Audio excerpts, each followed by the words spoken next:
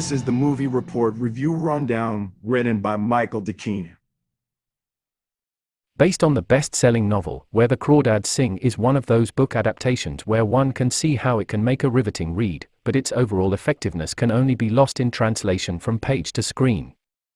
One thing that does work in Olivia Newman's film is the engaging lead performance by Daisy Edgar Jones as Kaya, a young woman who raised herself in the North Carolina marshes since she was a little girl. She is an empathetic figure as Kaya is put on trial for killing a more privileged young man with whom she had a secret romance. As the film flashes back to not only Kaya's relationship with the deceased but also another she had with a childhood friend, and the classist prejudice she constantly faced, lost in the timeline shuffle is any interest, let alone suspense, in what is supposed to be the central mystery hook. However, when that part of the plot does finally pull focus, whatever turns that may have shocked in author Delia Owens's printed prose are far less surprising when unfolding in the more literal language of cinema. Paws of Fury, The Legend of Hank, transplants the story of Mel Brooks's comedy classic Blazing Saddles from a racist Old West to an animated feudal-era Japan, mostly populated by cats.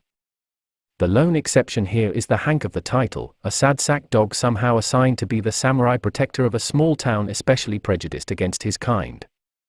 Little do Hank and the town population know that his assignment is all part of a dastardly scheme by a high-ranking official to wipe the town out. Transforming a rated-R comedy that gleefully pushes against the boundaries of taste into an all-ages appropriate family feature is, indeed, a questionable idea.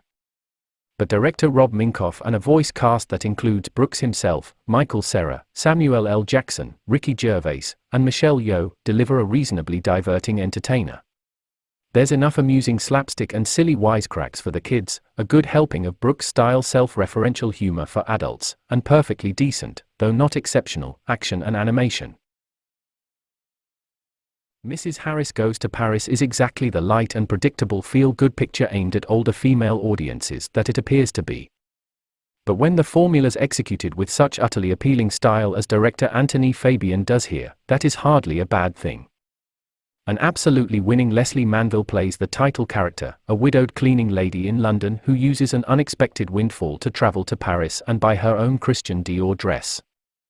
As expected, all manner of culture clash between the salt of the earth Mrs. Harris and snooty French high society ensues. But Manville so fully embodies and sells Mrs. Harris's big-hearted sincerity that one not only roots for her throughout, but completely buys how this woman of modest means can end up charming and inspiring many of the people she meets on her journey. That latter point would not have been achieved if Manville did not have believable chemistry with an impressive cast that also includes Isabelle Huppert, Jason Isaacs, Alba Baptista, and Lambert Wilson. The title of the Royal refers to the Kansas City Royals, with whom one Willie Mays Aikens enjoyed the bulk of his successful Major League Baseball career, including an impressive individual performance in the 1980 World Series. But Marcel Sarmiento's film is not about Aikens's athletic career.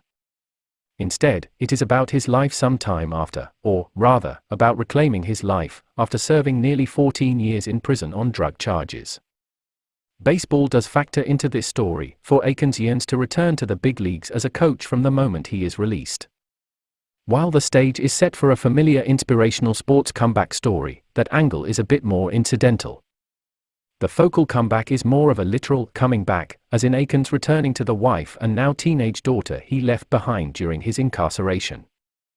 The most important victory for which he has to work is winning the trust and affection of the child who never had the chance to get to know him. Additional obstacles in Aikens's way, taken from his actual life story, may come off as a bit of a pile-on in the more compressed time constraints and pacing of a film, but his journey never rings any less than true and often painfully honest. Key to this is the understatement and nuance of Amin Joseph's anchoring performance as Aikens, which vividly conveys how even more daunting his ongoing battles with his many inner demons are, and thus lends his ultimate triumph all the more resonance.